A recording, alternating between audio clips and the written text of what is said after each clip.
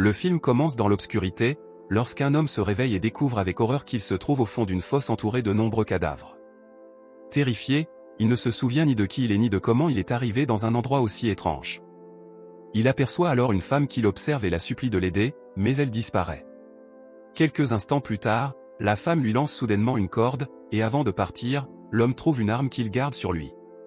Après avoir réussi à sortir de la fosse, il cherche la femme, mais elle est introuvable. Il traverse ensuite la forêt et découvre bientôt une maison éclairée au milieu de l'obscurité. Il prépare prudemment son arme et entre dans la maison où il voit plusieurs personnes en pleine dispute. Il les menace immédiatement avec son arme et exige de savoir qui il est et comment il est arrivé là. Un autre homme, nommé Lucas, braque également une arme sur lui et l'accuse d'avoir tué tous les gens dans la fosse. Le protagoniste remarque alors que la femme asiatique qu'il a aidée plus tôt est parmi eux. Il lui demande frénétiquement si elle le connaît, mais elle reste silencieuse. Il devient vite évident qu'ils se sont tous réveillés à cet endroit sans aucun souvenir de qui ils sont, et ils ne se connaissent même pas entre eux. Il trouve alors des cartes d'identité et découvre leurs noms, Michael, Sharon, Nathan et Lucas. Cependant, il ne trouve aucune pièce d'identité pour l'homme qui s'est réveillé dans la fosse, et décide donc de l'appeler John Doe. La femme asiatique agit comme si elle connaissait tout le monde, mais malheureusement, elle ne comprend pas l'anglais et elle est muette. Le groupe se rend ensuite compte qu'ils ont tous des clés de voiture, mais qu'aucun véhicule ne se trouve aux alentours. Pendant ce temps, la femme muette essaie de communiquer en écrivant quelque chose, mais personne ne parvient à comprendre son écriture. Ensuite, le groupe commence à explorer les alentours de la maison tandis que la femme muette s'approche de Lucas pour tenter de communiquer. Elle lui montre son bras couvert d'étranges marques, et il découvre qu'il a les mêmes. Cela le laisse perplexe, mais au même moment, John appelle la femme muette car il a vu quelque chose sur le réfrigérateur. Un calendrier y est accroché avec la date du 18 marquée, qui correspond à après-demain. Comment savent-ils quel jour on est? Il exige de savoir ce qui va se passer ce jour-là, mais elle ne parvient pas à se faire comprendre, ce qui le frustre énormément. Plus tard, le groupe trouve une pièce remplie d'armes, ce qui effraie tout le monde. Michael prend alors une arme, et semble très habile avec, ce qui suggère qu'il a peut-être été policier, militaire ou un gamer expérimenté. Le groupe décide de se reposer pour la journée, mais remarque bientôt que la femme muette s'enfuit seule dans la forêt.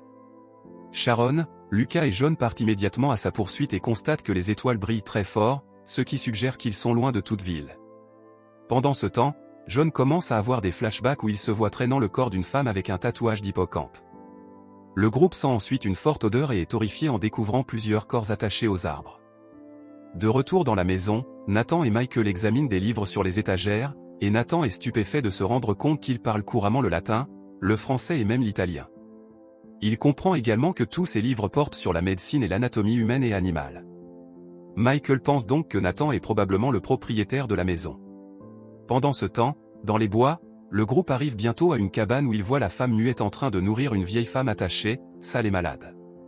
Celle-ci reconnaît immédiatement John et hurle qu'il l'a utilisée, avant d'essayer de l'attaquer. John la neutralise alors en la rendant inconsciente, et Lucas remarque qu'il y a une caméra dans la cabane, ce qui signifie que quelqu'un les observe. Sharon suggère qu'il devrait aider la vieille femme, mais John refuse, pensant qu'elle a été attachée pour une bonne raison et qu'elle est dangereuse. Le lendemain matin, le groupe décide que la meilleure chose à faire est de chercher les voitures pour quitter cet endroit au plus vite.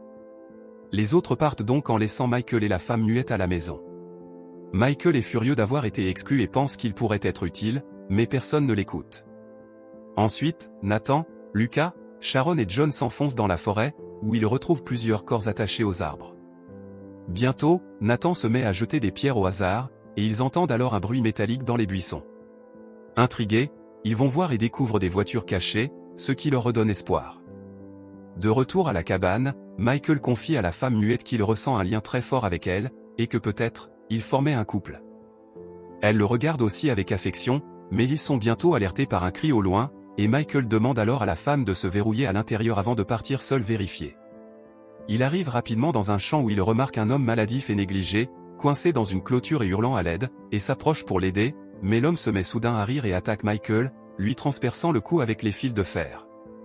Pendant ce temps, dans les bois, le groupe inspecte les voitures et trouve une photo de groupe sur laquelle tout le monde apparaît sauf John, ce qui rend Lucas méfiant, car il affirme que John ne fait pas partie de leur groupe, tandis que John soutient qu'il a peut-être pris la photo lui-même. Le groupe tente ensuite de démarrer une voiture, mais se rend compte que le carburant est presque épuisé et insuffisant pour rejoindre la ville, et alors qu'il se demande quoi faire, la femme muette surgit soudainement et se précipite vers eux en panique.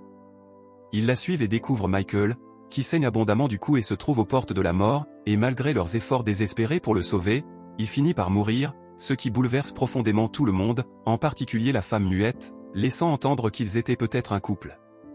L'homme dérangé coincé dans la clôture se met soudain à hurler, et un jeune frustré l'abat d'un coup de feu, ce qui déclenche chez lui de nouveaux souvenirs où il se voit charger des armes et éliminer des personnes semblables à des zombies.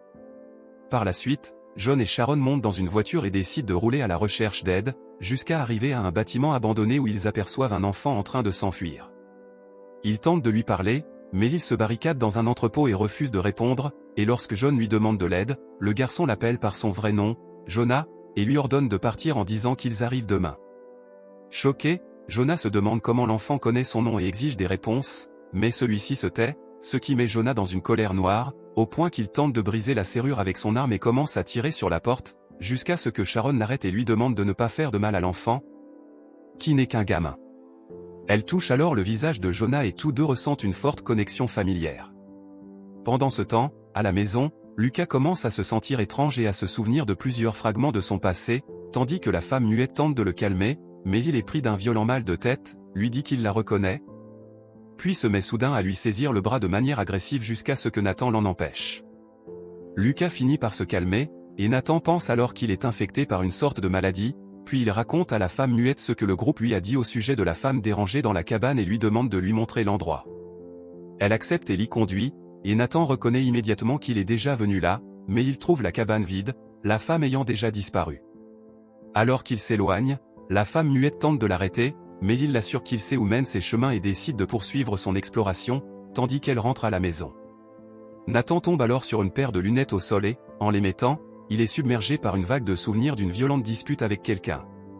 Ailleurs, la femme muette rentre chez elle, où Lucas lui dit qu'il sait qui elle est et commence à la fixer avec colère, ce qui l'effraie et la pousse à fuir vers le grenier pour s'y enfermer. Lucas la rassure en disant qu'il ne veut pas lui faire de mal et qu'il souhaite seulement parler, mais elle refuse d'ouvrir, et frustré, il cherche une autre entrée et découvre une porte extérieure menant à la cave, où il pénètre et découvre un laboratoire rempli d'ordinateurs, d'instruments et même de cerveaux flottants dans des cuves. Ainsi que plusieurs caméras de surveillance observant différentes cellules destinées à étudier des personnes dérangées, désormais vides, ce qui signifie qu'elles se sont échappées. Dans une autre scène, Nathan découvre une cellule où il trouve la même femme dérangée de la cabane tenant dans ses bras sa fille morte, la reconnaît immédiatement, l'appelle Hélène et s'excuse pour ce qui est arrivé à son enfant, mais la femme l'attaque soudainement. Nathan l'enferme alors précipitamment dans une cellule. En revenant vers Lucas, il trouve une caméra et, en visionnant les enregistrements, il découvre une vidéo dans laquelle Jonah injecte un produit à des patients dans le cadre d'une sorte d'expérience. Cependant, Jonah mentionne aussi que le vaccin provoque un effet secondaire, une perte de mémoire temporaire. Lucas voit rapidement des images où Jonah réalise des expériences sur lui-même ainsi que sur la femme muette, ce qui le remplit de colère. Pendant ce temps, Jonah et Sharon sont sur le chemin du retour quand un arbre tombe soudainement devant leur voiture. Jonah freine juste à temps et aperçoit un groupe de bûcherons en train de couper des arbres. Il tente de s'approcher d'eux. Sharon, inquiète, lui demande de revenir dans la voiture, mais Jonah l'ignore et essaie de parler aux hommes. Malheureusement, il s'avère que ce sont des infectés qui n'hésitent pas à les poursuivre avec des haches. Terrifié, il court jusqu'à la voiture pour s'enfuir, mais le véhicule ne démarre pas, les plongeant dans la panique. Jonah sort alors pour essayer de pousser la voiture de toutes ses forces pendant que les hommes agressifs s'approchent. Mais avant qu'ils ne puissent lui faire du mal, il s'arrête soudainement sans raison apparente. Jonah et Sharon remarquent alors des cadavres suspendus à l'envers dans les arbres voisins. Ils comprennent vite que ces corps ont été disposés comme des épouvantails, et il semble que les infectés en aient peur, peut-être à cause de l'odeur.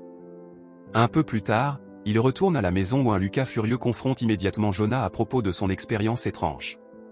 Jonah affirme qu'il ne se souvient de rien. Pendant que Sharon regarde la vidéo, bouleversée, elle examine ses bras et réalise qu'elle aussi porte des marques d'injection. Frustré, Lucas finit par assommer Jonah. Il traîne ensuite l'homme jusqu'à la fosse remplie de cadavres. Même si Jonah ne veut pas y aller, il n'a pas le choix. Une fois jeté dans la fosse, il remarque le corps d'une femme portant un tatouage d'hippocampe, ce qui déclenche un flot de souvenirs. Plus tard, Lucas retourne à la maison et dit à Sharon, en panique, qu'ils doivent partir immédiatement. Elle lui demande où est Nathan, mais Lucas ne se souvient même plus de qui il s'agit.